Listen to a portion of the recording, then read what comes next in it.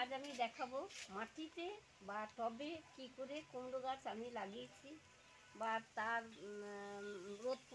রোগ প্রতিরোধ কি খাবার কখন কি দিতে হবে সেই সম্পর্কে একটু আমি সামান্য দেখাবো।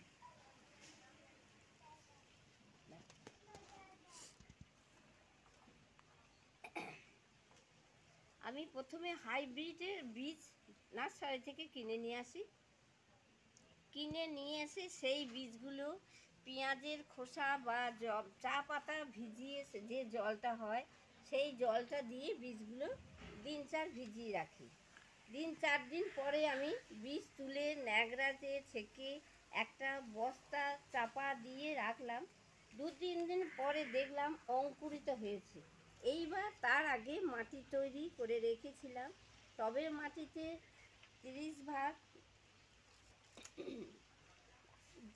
টবের মাটিতে 30 ভাগ 10 ভাগ গোবর সার, 5 ভাগ সরিষা খোল আর নিম খোল।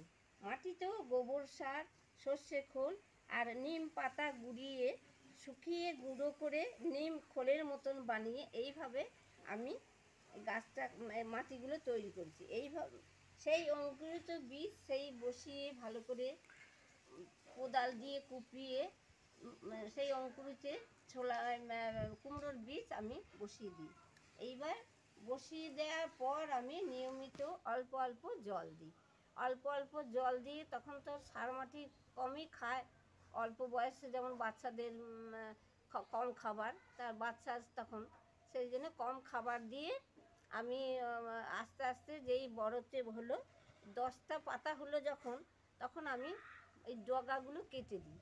ডগাগুলো কেটে আরও ফ্যাংরা হয়ে কুমড়োটা বেশ ভালোই হবে এইভাবে। আর রাসায়নিক সার আমি প্রয়োগ করি না, কেননা রাসায়নিক সার বাড়ির গাছ তো, রাসায়নিক সার দিয়ে লাভ নেই। আমার গোবর সারটাই আসল।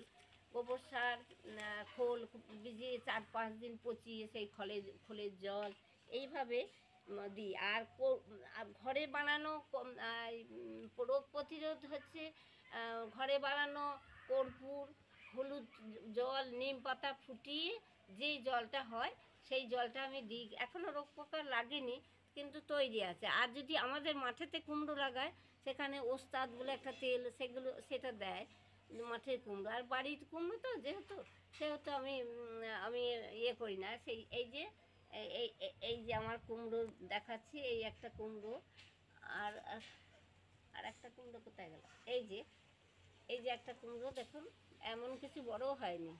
যেহেতু সময়ে 10 পাতা হতে না হতে পাতাটা কেটে দিয়েছিলাম, তার জন্যে এই কটা লতা বেরিয়ে আমার এই কুমড়ো এই দেখাচ্ছি।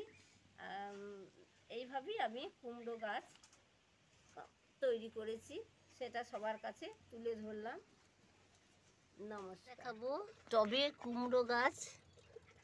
এই যে আমার এই জলের ড্রামে কুমড়ো গাছ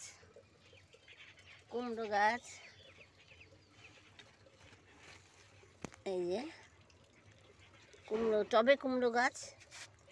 আর নিচেতেও একসাথেই দেখাবো কি করে আমি টবে গাছ কি দিয়েছি, কি সার প্রয়োগ করেছি, কেমন করে চারা উৎপন্ন করেছি সব দেখাবো। এটা আমার ছাদে টবে, এর সাথে আবার নিচেই দেখাবো মাটিতেও।